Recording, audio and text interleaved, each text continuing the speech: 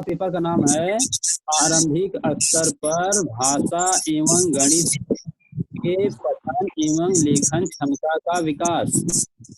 ठीक, आपका जो पहला पेपर है इसमें हिंदी और गणित दो मिक्स करके रहेंगे। तो हिंदी का पार्ट जो है हम पढ़ाएंगे और गणित का पार्ट जो है किरण मैम पढ़ाएंगे। उसी से संबंधित और इस पेपर में आपके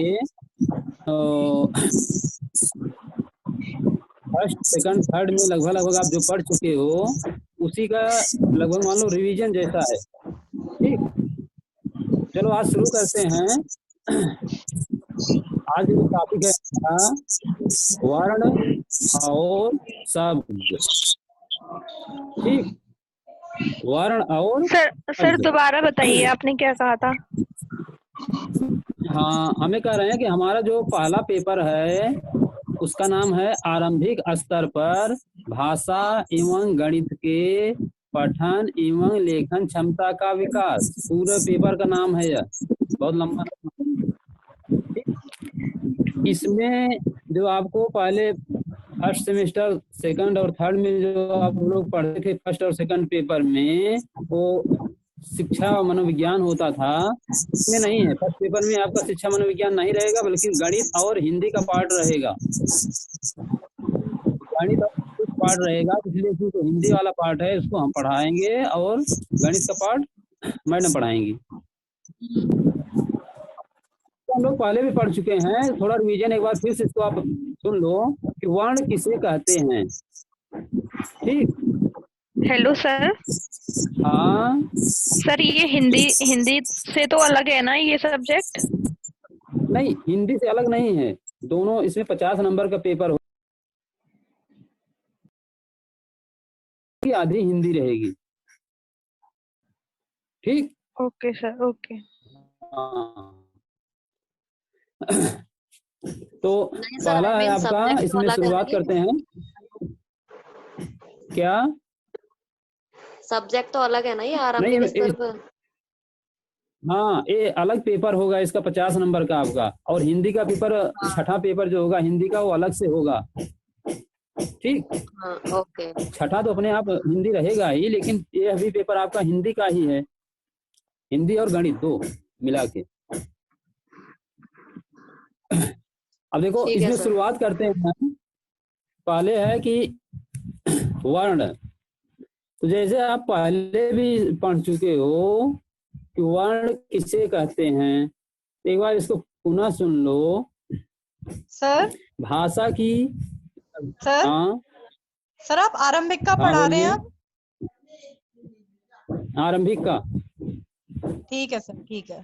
ठीक, हाँ। वर्ण किसे कहते हैं, तो पहले तो आप ये समझ लो कि वर्ण को ही ध्वनि कहा जाता है। तो इसको अगर हम परिभाषा में लिखना चाहें तो भाषा की वह लघुतम इकाई, भाषा की सबसे छोटी इकाई ध्वनि है, और ध्वनि को ही हम वर्ण कहते हैं। ठीक, भाषा की जो सबसे लघुतम इकाई होती है, सबसे छोटी इकाई जो होती है, उसे हम ध्वनि कहते हैं। आप उसको ध्वनि कहो या वर्ण कहो। अब देखा यह जाता है जिसे आप ध्वनि सुनते हो, कोई भी ध्वनि होती है तो वह आपका वर्ण नहीं है। इसीलिए यहाँ कहा गया है भाषा की सार्थक लघुतम इकाई वर्ण कहलाती है। ठीक, ध्वनि तो कुछ भी हो सकती है, जैसे कोई तो वस्तु आप नीचे गिराओ तो उसकी भी अपनी एक ध्वनि निकलती है, लेकिन उसको हम किसी वर्ण में नहीं बदल पाते हैं। तो इसीलिए कहा जाता है कि भाषा की लघुतम इकाई, भाषा की सार्थक लघुतम इकाई वर्ण कहलाती है।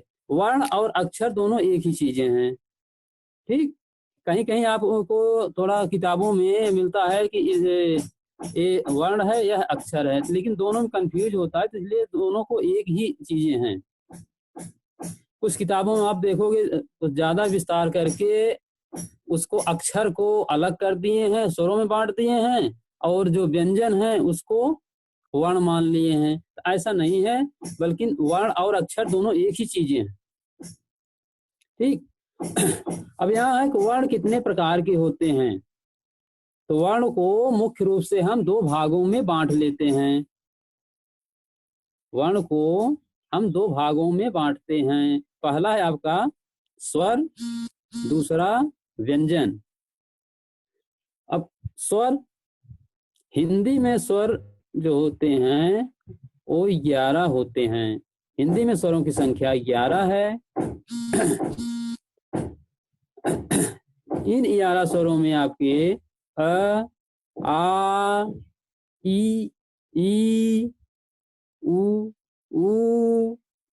ए, ऐ, ओ, औ, यही आपके 11 स्वर हैं। अब इसके बाद भी आप देखोगे जहाँ स्वर लिखे होते हैं वहाँ दो अक्षर और लिखे रहते हैं जो अंग और अह कहलाते हैं। अंग और अह, इसको हम स्वर में इसकी गणना नहीं करते हैं। अंग और अह अयोग वाह कहे जाते हैं। इनकी गणना जो है स्वर में नहीं की जाती। अब इसमें हेलो अंग और अ अयोग वाह है। हेलो हेलो, हाँ बोलिए। सर, अभी आपने हाँ। स्वर लिखवाए तो ये तो 10 ही बैठ गए, 11 कहाँ है? ओ हाँ हाँ सॉरी, इसमें से री आपका छूट गया है उच्चारण में। जैसे अ, आ, ई, उ, इसके बाद आपका री आता है, री। ठीक। फिर ए, ऐ, ओके ओ, सर। औ, ठीक। हाँ, तो ये सब मिला के आपके 11 ओके स्वर सर। हैं। हाँ, इनमें से दो जो हैं आपके बाद वाले उसको हम अयोगवाह कहते हैं। लेकिन कहीं कहीं पे यह पूछ लिया जाता है कि हिंदी में कुल स्वरों की संख्या कितनी है, तो वहाँ थोड़ा कंफ्यूज होता है। अगर कुल शब्द लगा हो तो इसका मतलब वह है कि वह उस स्वर के साथ जो लिखे हुए हैं वह उनको भी पूछना चाहता है, तो वहाँ हम 13 लगा सकते हैं। लेकिन स्वर हमारे जो हैं वो 11 होते हैं। ठीक।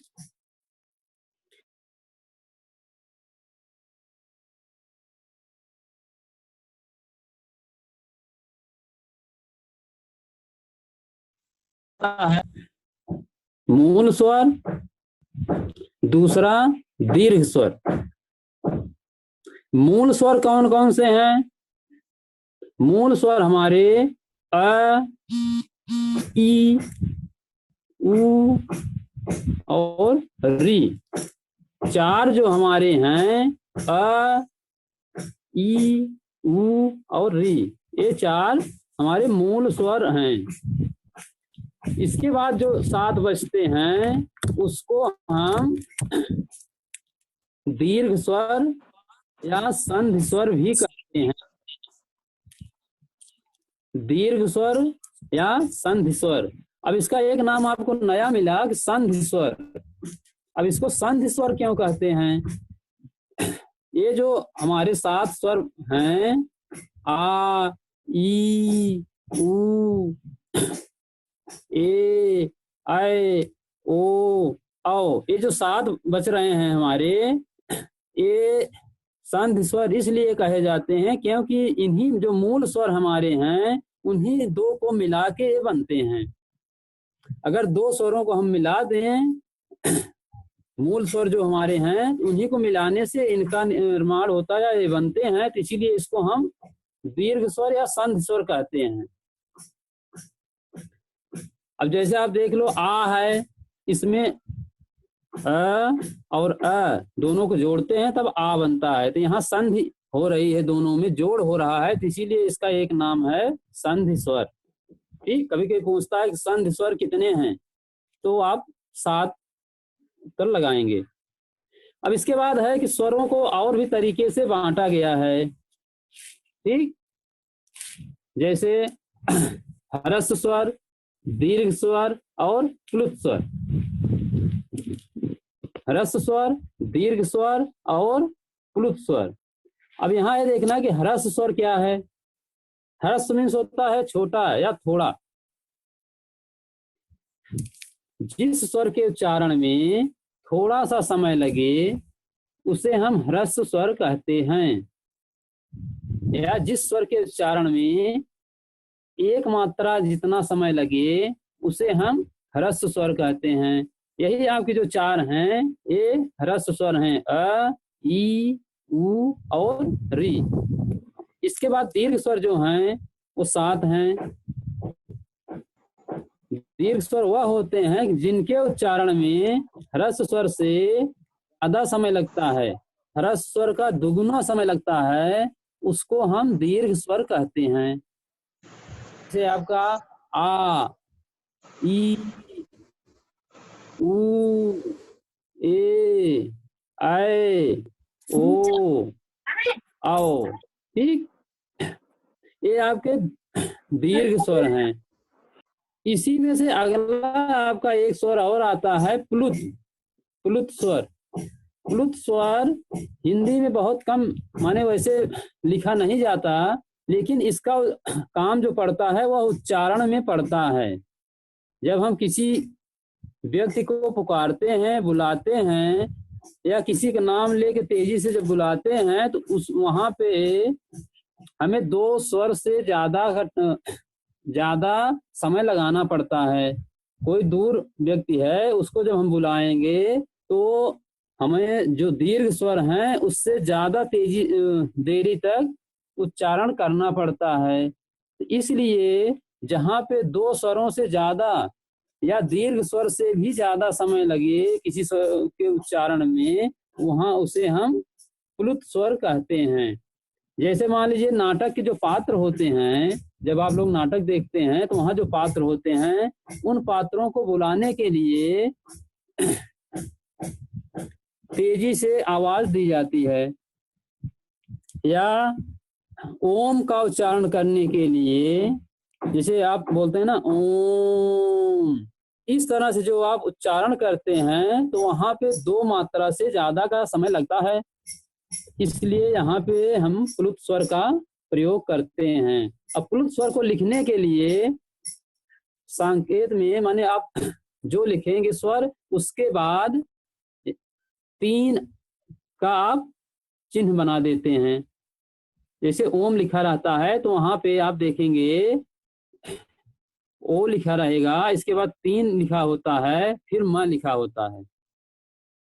ठीक, तो इसको प्लुत स्वर को पहचानने का तरीका यही है कि वहां आप देखेंगे अगर लिखा हुआ मिलेगा आपको तो वहां 3 का चिन्ह बना होगा। इसके बाद भी आपको स्वरों को और भी तरह से विभाजित किया गया। जैसे हमारी जिह्वा है, तो जिह्वा के उठने के आधार पर, जीभ के उठने के आधार पर जो स्वरों को विभाजित किया गया है वह भी 3 प्रकार हैं। जैसे हमारी जिह्वा जो है उसको हम 3 भागों में बांट लिए हैं। जो अगला भाग है उसको अगले भाग से जिन स्वरों का उच्चारण होता है उससे हम अग्र स्वर कहते हैं, और मध्य भाग से जिन स्वरों का उच्चारण होता है उसे मध्य स्वर कहते हैं, या जीभ के पिछले हिस्से से जिन स्वरों का उच्चारण होता है उसे हम पश्च स्वर कहते हैं। अब इसमें पहला आपका है कौन कौन से स्वर अग्र स्वर में आते हैं या जीभ के अगले हिस्से से प्रयुक्त होते हैं, उनका उच्चारण होता है। तो इसमें आपका आता है हाँ सर लास्ट वाले को क्या बताया आपने, जो जिसका मतलब उच्चारण पीछे से होता है उसको क्या बोलते हैं? पश्च।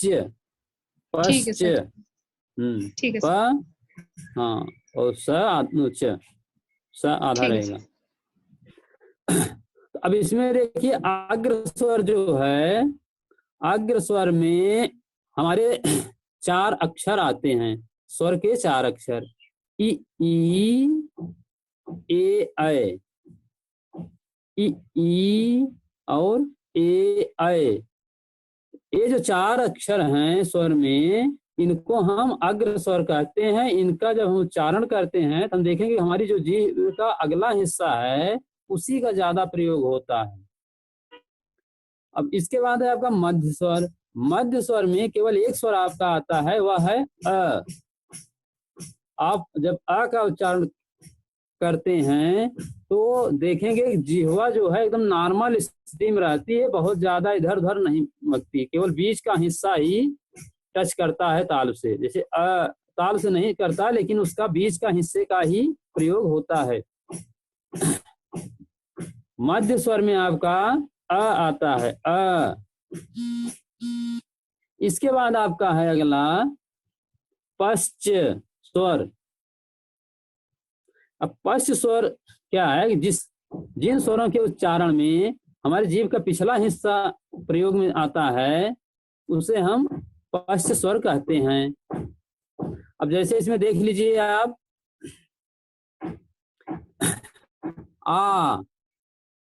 आ जब करते हैं तो इसमें जीभ का जो पिछला हिस्सा है उसका ज्यादा प्रयोग होता है।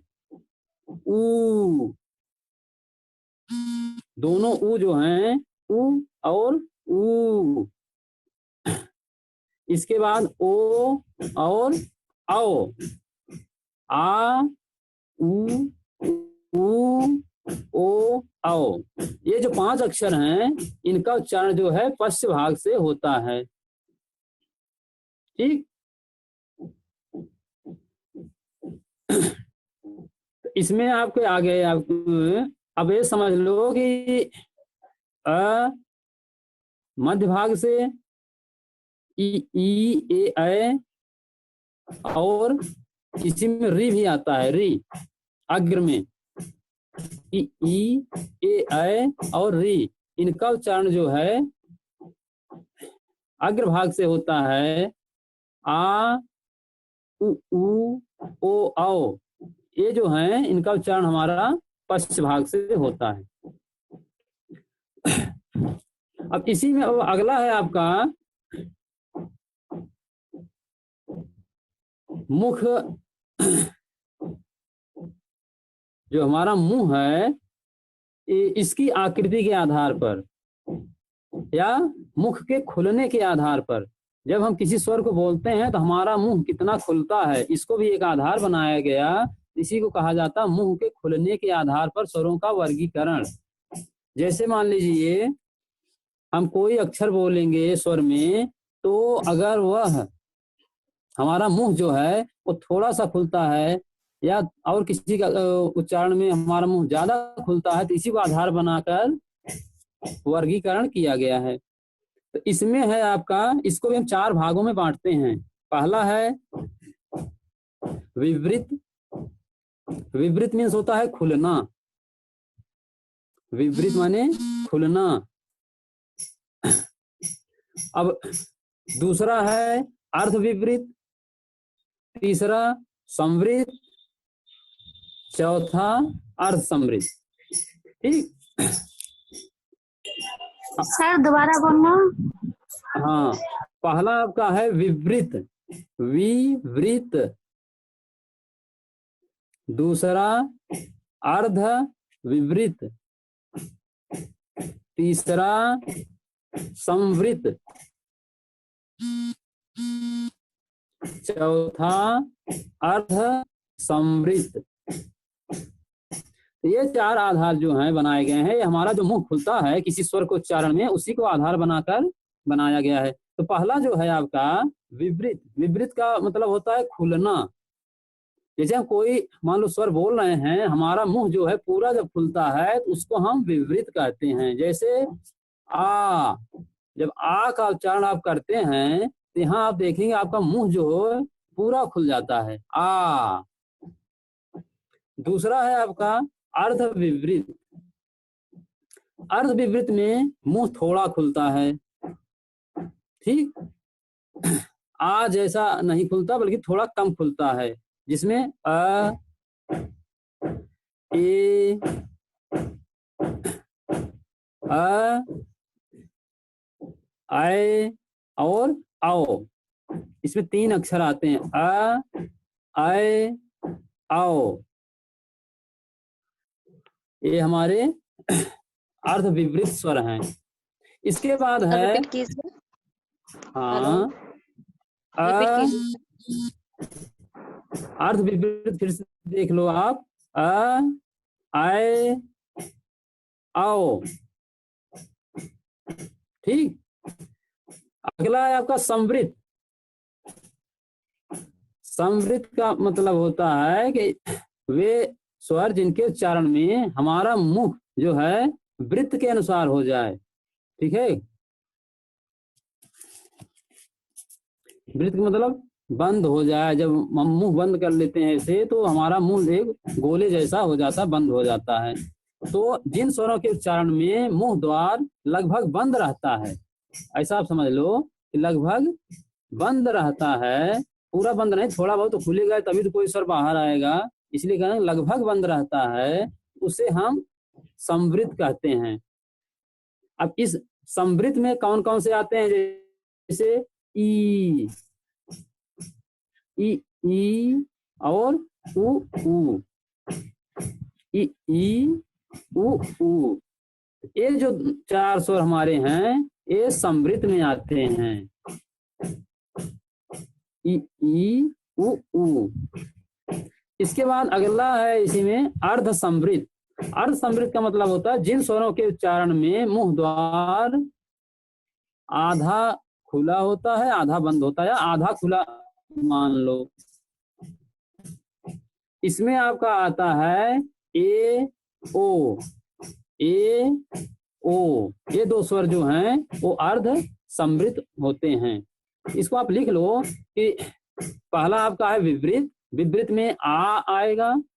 दूसरा है अर्ध विवृत, इसमें अ, आए, आओ आएगा। तीसरा है संवृत, संवृत में आपका ई उ यह आता है। और चौथा है अर्ध संवृत। अर्ध संवृत में आपके केवल 2 अक्षर आते हैं, ए और ओ। ठीक, तो इस तरह से हम स्वरों को अलग अलग तरह से विभाजित कर सकते हैं। लेकिन जो हमारा वो है पूछने में ज्यादा जो यूज होता है वो मुख्य रूप से वही 3 है, ह्रस्व, दीर्घ और प्लुत। ज्यादातर उसी से पूछा जाता है। अब इसके बाद है व्यंजन। अब व्यंजन किसे कहते हैं? पहले तो आप जो स्वर पढ़े, स्वर किसे कहते हैं, तो इसकी अगर परिभाषा लिखना हो तो आप इस तरह से लिख सकते हो कि जिन वर्णों के उच्चारण में किसी दूसरे वर्ण की आवश्यकता नहीं पड़ती उसे हम स्वर कहते हैं। जिन वर्णों के उच्चारण में किसी दूसरे वर्ण की आवश्यकता नहीं पड़ती उसे हम स्वर कहते हैं। अब व्यंजन की परिभाषा क्या होगी? जिन वर्णों के उच्चारण में हमें दूसरे वर्णों की आवश्यकता पड़ती है उन्हें हम व्यंजन कहते हैं। कहने का मतलब यह है कि व्यंजन जो है वह स्वयं से उच्चरित नहीं होता, बल्कि उसके उच्चारण के लिए किसी स्वर की जरूरत पड़ती है।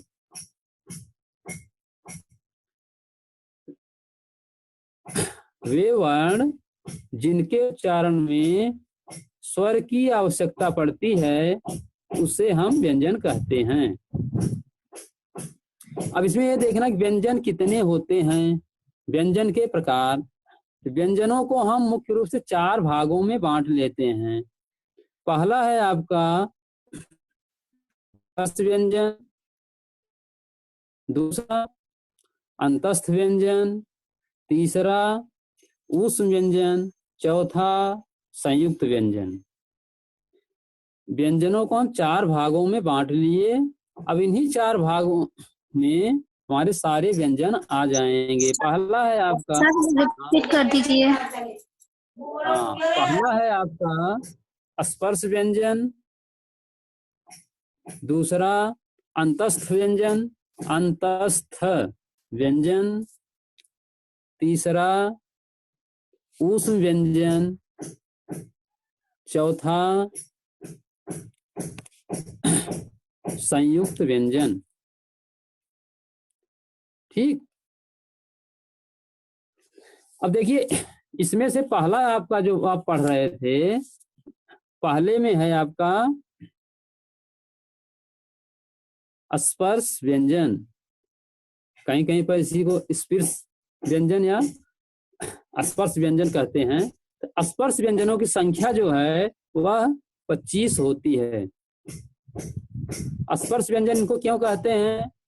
क्योंकि ये जब इनका उच्चारण होता है तो हमारे मुंह से जो वायु निकलती है कहीं न कहीं से घर्षण करते हुए, स्पर्श करते हुए आती है। ठीक, जब इनका उच्चारण होता है तो वायु जो है मुंह के किसी न किसी भाग को, या जिह्वा हमारी जो है वह किसी न किसी भाग को स्पर्श करती है, इसलिए इसी को हम स्पर्श व्यंजन कहते हैं। स्पर्श मीन्स होता है छूना। हमारी जिह्वा जो है इनके उच्चारण में किसी न किसी स्थान को छूती है, इसीलिए इसको कहा गया स्पर्श व्यंजन। अब स्पर्श व्यंजनों की संख्या जो है 25 है। अब इन 25 व्यंजनों में 5 वर्ग बनाए गए हैं, जो आप लोग पढ़ते हो ना, क वर्ग, च वर्ग, ट वर्ग, त वर्ग, प वर्ग। तो यह 5 वर्ग जो हैं स्पर्श व्यंजन के हैं। हर वर्ग में 5 अक्षर होते हैं, तो 5 × 5 = 25, अर्थात 25 अक्षर होते हैं स्पर्श व्यंजन में। दूसरा है अंतस्थ व्यंजन। अब अंतस्थ व्यंजन किसे कहते हैं? आपके य, र, ल, व, ये जो 4 व्यंजन हैं इसको अंतस्थ व्यंजन कहा जाता है। ठीक, य, र, ल, व, इसे हम अंतस्थ व्यंजन कहते हैं। इसके बाद और 4 जो हैं इसको हम ऊष्म कहते हैं। कौन कौन से हैं ऊष्म व्यंजन में? स, श, स, ह, श, श, स, ह। ये 4 जो अक्षर हैं या 4 वर्ण हैं इसको हम ऊष्म व्यंजन कहते हैं। अब इसके बाद आता है संयुक्त व्यंजन। संयुक्त का अर्थ होता है जो 2 के मिलने से बने। जब 2 वर्णों के मिलने से जो अक्षर बनता है उसे हम संयुक्त अक्षर कहते हैं। इनकी संख्या 4 है, छ, त्र, ज्ञ और स्र। ये इनकी संख्या जो है 4 है। तो अब इस तरह से हम अगर सारे वर्णों को मिला दें तो हमारी जो वर्णमाला बनती है उसमें कुल 52 वर्ण होते हैं।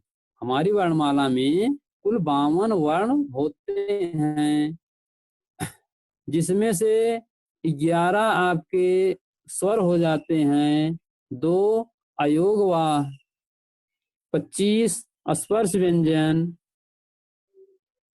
4 अंतस्थ व्यंजन, 4 ऊष्म व्यंजन, 4 संयुक्त व्यंजन और 2 द्विगुणक व्यंजन।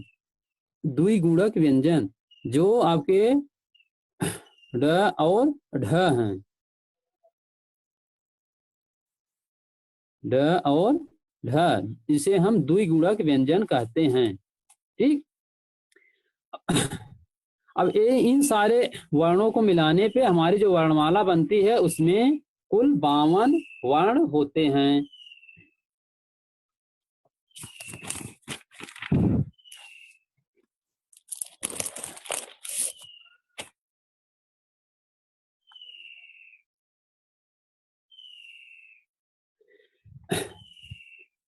अब इसके बाद आता है हमारा, ये हमारा हुआ वर्ण।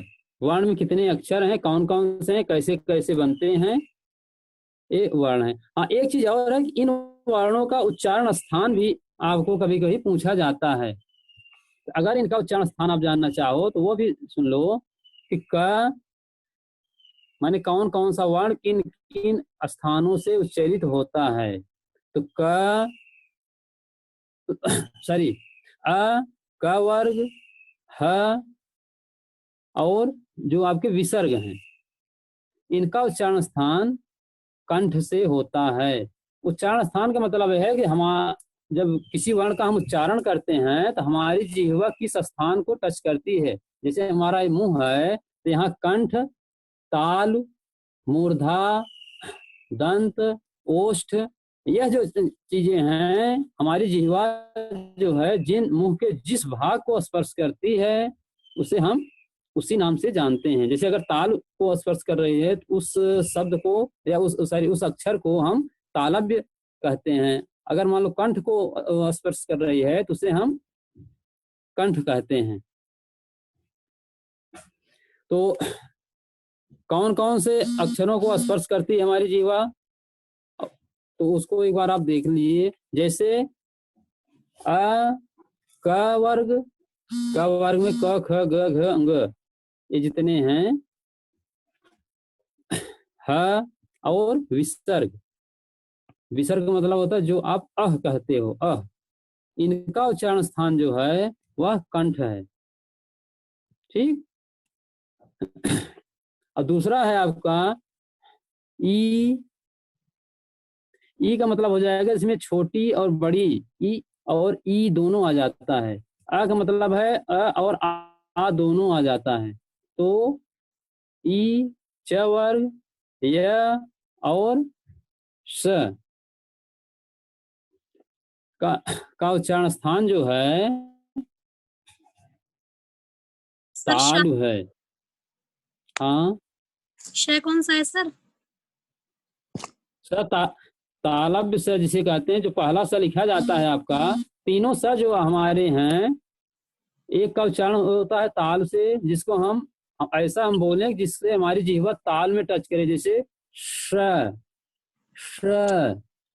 ठीक। तो जो सब आप वैसे भी देख लो, जो 3 स लिखे गए हैं वर्णमाला में, पहला जो होता है वो तालव्य होता है, फिर दूसरा जो होता है जिसे हम मूर्धन्य कहते हैं, और फिर अंतिम वाला जो होता है उसे हम दंत कहते हैं। तो हमारी जो मुंह का आकार है वो पीछे से शुरू होता है, फिर धीरे धीरे करके आगे की तरफ आता है। उसी के आधार पर इसको भी बनाया गया। पहले जो आता है स वह तालव्य है, ताल हमारा सबसे पीछे, फिर इसके बाद ऊष्म आता है, उसके बाद ऊष्म सॉरी, इसके बाद हमारा जो आता है,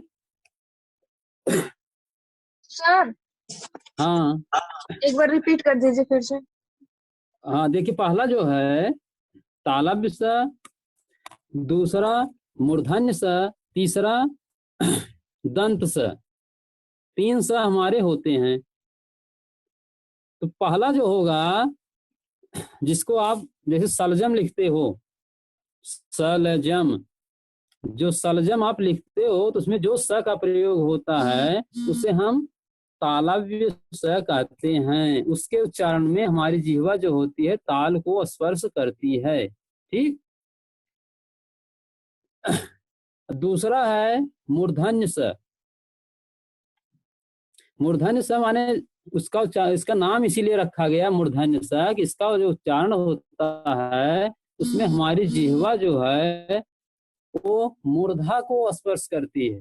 मूर्धा जो हमारा कठोर भाग होता है खुरदरा सा, उसे हम मूर्धा कहते हैं। तो जब हमारी जिह्वा जिस स को उच्चारण करने में मूर्धा को स्पर्श करे उसे हम मूर्धन्य स कहेंगे।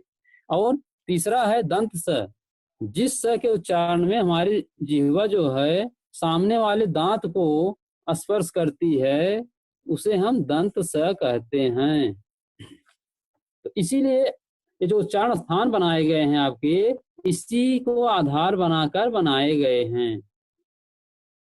तो इसमें हम बता रहे थे पहला आपका जो है जैसे अ, क वर्ग और ह का उच्चारण स्थान कंठ है, ई, च वर्ग, य और श का उच्चारण स्थान तालु है, री, ट वर्ग, र और श, जिसको हम मूर्धन्य स कहते हैं, उसका उच्चारण स्थान जो होता है मूर्धा होता है। री, इसमें सारी ली नहीं होता, ल, त वर्ग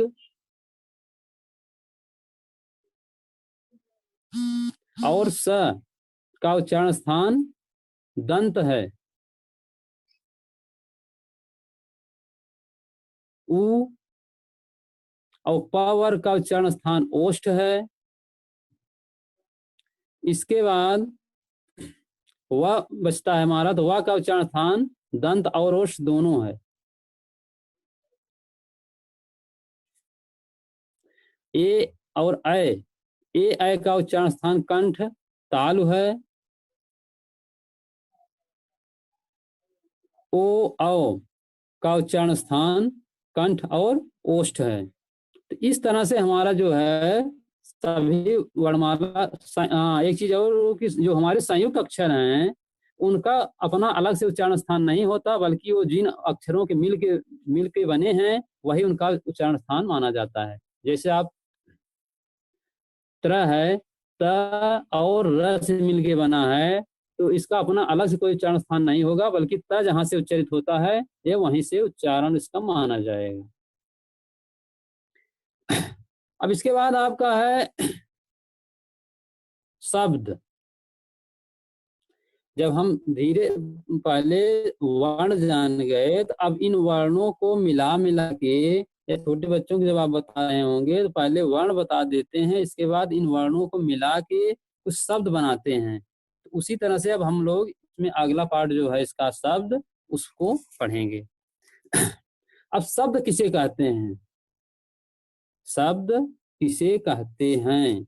अब यहाँ ये है कि वर्णों के सार्थक समूह को, वर्णों के सार्थक समूह को शब्द कहा जाता है। जैसे जो हमारे वर्ण हैं, अभी आप लोग वर्ण पढ़ रहे थे, तो वर्णों के सार्थक समूह को शब्द कहते हैं।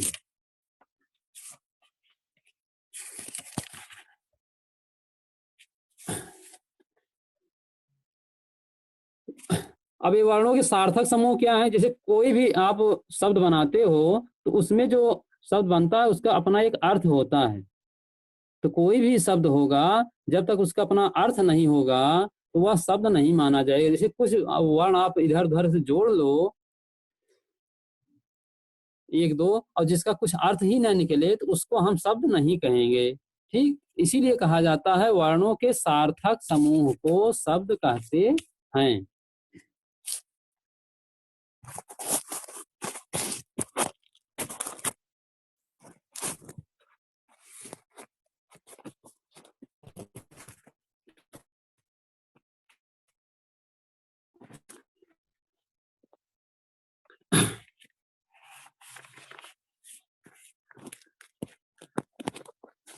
एक मिनट।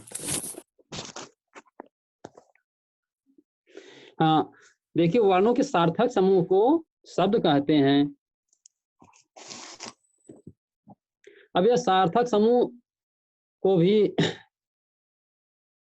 अब हाँ, शब्द के भेद। शब्द को हम कई प्रकार से विभाजित कर सकते हैं। जैसे पहला है आपका रचना या बनावट के आधार पर। रचना या बनावट के आधार पर शब्द मुख्य रूप से 3 प्रकार के होते हैं। पहला है रूढ़, दूसरा यौगिक, तीसरा योग रूढ़। पहला रूढ़, दूसरा यौगिक, तीसरा योग रूढ़। पहला इसमें जो है रूढ़, वह क्या है कि जिन शब्दों के टुकड़े न किए जा सकें या जिन शब्दों के खंड न किए जा सकें उसे हम रूढ़ कहते हैं। जैसे एक शब्द है आपका मेज या कलम। अब इसको अगर हम कलम को 2 पार्ट में बांट दें तो इसका कोई अपना अर्थ नहीं निकलेगा, इसलिए इसको हम रूढ़ कहते हैं। जिनका अपना एक निश्चित अर्थ होता है, उसको हम उस शब्द को तोड़ दें तो उसका अर्थ अपने आप खत्म हो जाता है। तो ऐसे शब्दों को हम रूढ़ कहते हैं। जैसे दाल। अब दाल शब्द जो है इसमें 2 अक्षर हैं, दा ल। अब इसको अगर हम अलग अलग कर देते हैं, इसका अपना कोई अर्थ नहीं रह जाता। तो इसलिए ऐसे शब्द जिनका खंडन करने पर या जिनको तोड़ने पर उसके अर्थ समाप्त हो जाएं, उसे हम रूढ़ कहते हैं। दूसरा है आपका योग रूढ़। योग रूढ़, अब यह भी, इसमें भी आप देखेंगे तो इसमें योग और रूढ़ दो शब्दों से यह मिलके बना है। अर्थात इसमें जो होता है, रूढ़ तो होता है यह, लेकिन दो या दो से अधिक शब्दों के योग से मिलके बनता है। यह जो होता है दो या दो से अधिक शब्दों के योग से मिलके बनता है। और इसमें एक विशेषता यह होती है कि इसको आप देखेंगे तो ये ज्यादातर आपके बहुब्रीहि समास जो आप पढ़े हो उसी के उदाहरण होते हैं। माने जहां पर किसी अन्य की बात कही जाए, माने कहा तो किसी जाता है लेकिन उसका अर्थ कहीं और होता है, किसी तीसरे पर उसका अर्थ पड़ता है, वहां हमारा बहुब्रीहि समास होता है।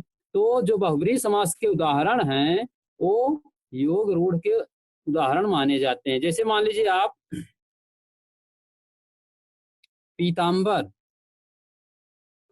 अब पीतांबर शब्द जो है यह किसी एक व्यक्ति के लिए रूढ़ है, माने किसी एक व्यक्ति का नाम है पीतांबर। पीतांबर किसे कहा जाता है? भगवान श्री कृष्ण को।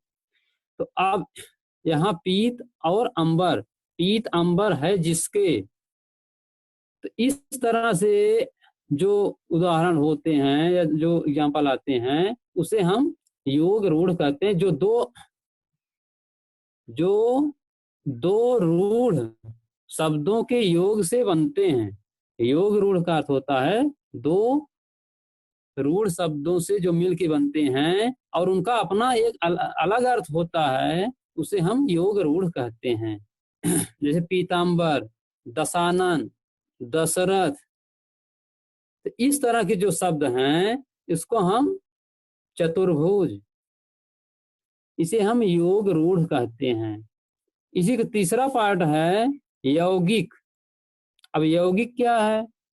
तो यौगिक आप साइंस में भी पढ़ चुके होंगे कि जब हम दो या दो से अधिक चीजों को या दो से अधिक तत्वों को, जो भी आप समझ लो, उसको एक में मिलाते हैं तो उससे जो मात्रा बनती है उसे हम यौगिक कहते हैं।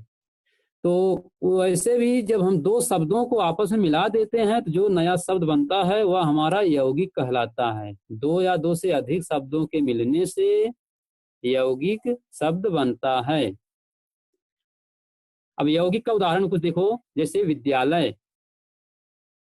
अब विद्यालय में विद्या अलग शब्द है, आलय अलग शब्द है।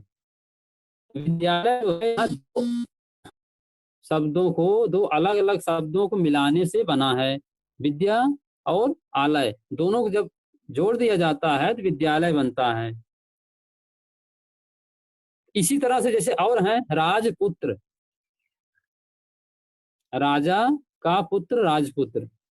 तो यह जो शब्द हैं ये आपके यौगिक के उदाहरण हैं।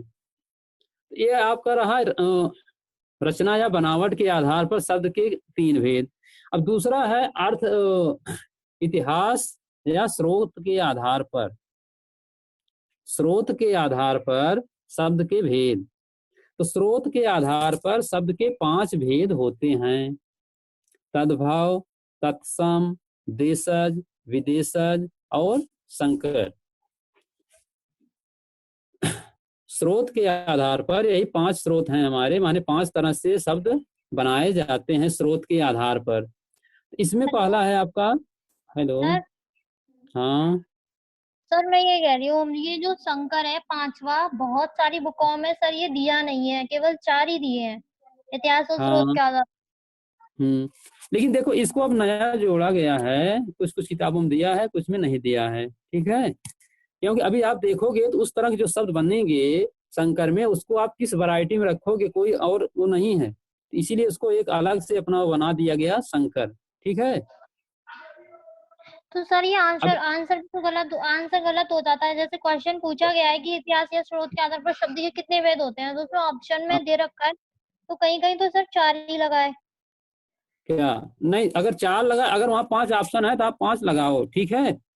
ठीक हाँ, ठीक है। क्योंकि अभी आप देखोगे, जैसे मान लो अभी हम शुरुआत शंकर से ही मान लो कर लेते हैं, तो शंकर शब्द जो है उसमें यह होता है कि जो 2 भाषाओं से आए हों, ऐसे शब्द जो 2 भाषाओं से आए हों और दोनों मिलकर एक हो गए हों, उसे हम संकर कहते हैं। तो ऐसे शब्दों को अगर आप अलग से नहीं बनाएंगे तो उसको रखेंगे कहाँ। जैसे मान लीजिए ज्यादातर ये आता है ना, सील बंद, कहते नहीं सील बंद लिफाफे में, तो सील बंद शब्द जो है या तो एक ही शब्द है, सील अलग नहीं है, बंद अलग नहीं है, दोनों मिला के एक शब्द बनाया गया सील बंद।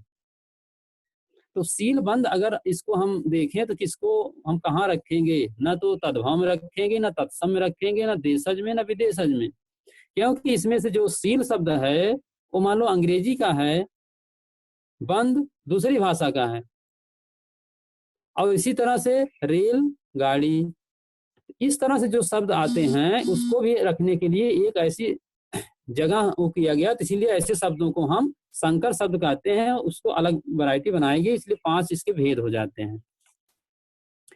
अब इसमें पहला आपका है तत्सम। तत्सम आप जानते ही हैं, जो संस्कृत से, हमारी हिंदी की उत्पत्ति जो है वो संस्कृत से ही हुई है, तो जो संस्कृत के शब्द थे वो सीधे सीधे जब हिंदी में उसी रूप में आ गए बिना किसी रूप परिवर्तन के, तो उसको हम तत्सम कहते हैं। तत् माने उसी के समान, सम माने समान, तत् माने वैसा और सम माने समान, जो वैसा ही आ गया बिना किसी रूप चेंज किए उसे हम तत्सम कहते हैं। और दूसरा है तद्भव।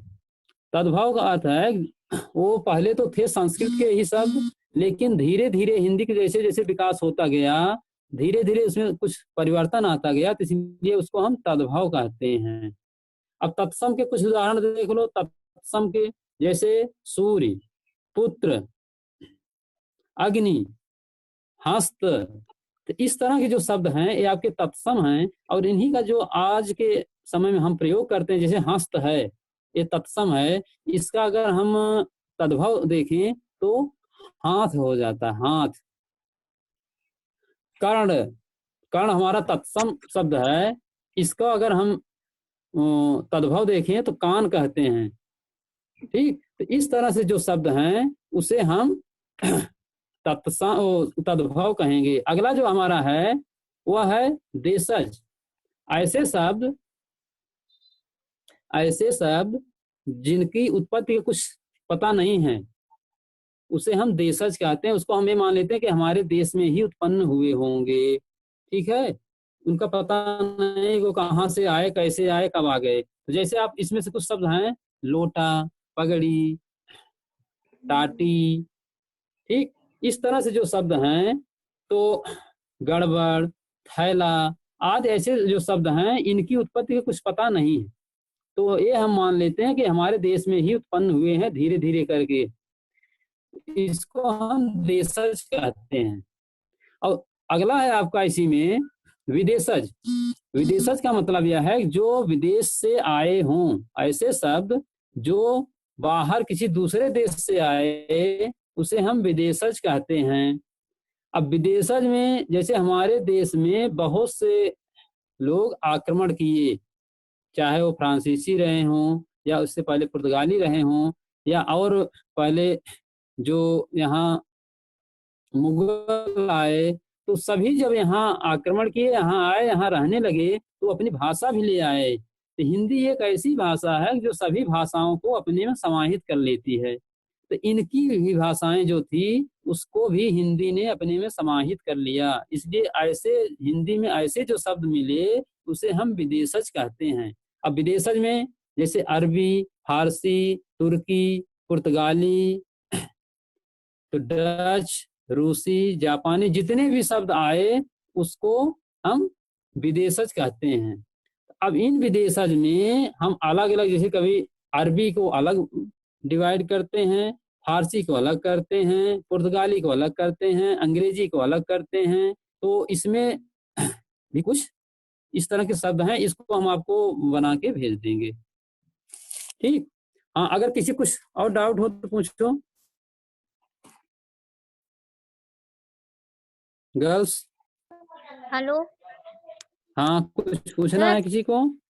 हाँ, सर बहुत सारे वर्ड ऐसे होते हैं जो देशज भी होते हैं और विदेशज भी होते हैं, तो इनकी कोई पहचान होती है कि पहचानेंगे कैसे हम? नहीं नहीं, देशज और विदेशज दोनों एक साथ नहीं होंगे।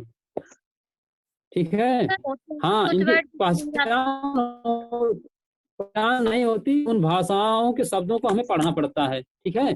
जैसे मान लो अरबी एक भाषा है। ठीक।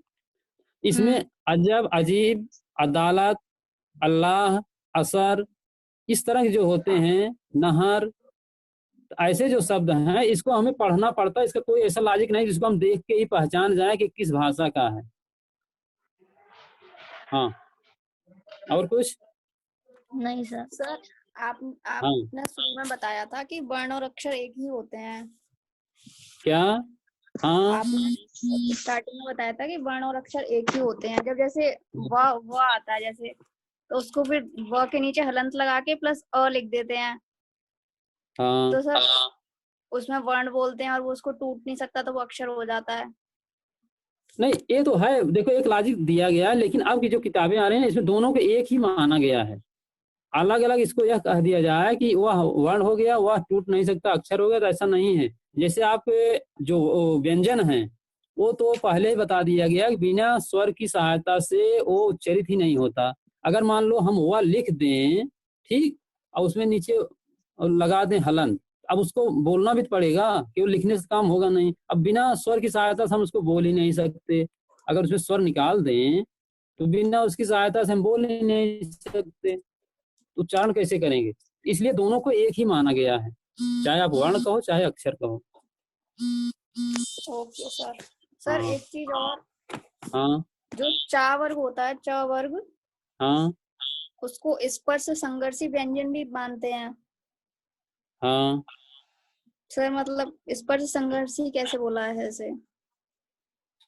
देखो, इसको भी अभी कुछ और इसके भेद हैं। माने जो जैसे हमने बताया ना कि बांटने के, तो अल्प प्राण, महाप्राण, संघर्षी, अस्पर्श संघर्षी, इसको भी आगे वाले उसमें हम फिर से बता देंगे पूरे इसको कैसे कैसे। कुछ और हैं इसके भी, घोष, अघोष, और कुछ भेद बताए गए, तो थोड़ा ज्यादा लंबा हो जाता है, इसलिए हम सोचे थे दोनों टॉपिक पूरा हो जाए इसी में, इसलिए इन चीजों को छोड़ दिए हैं।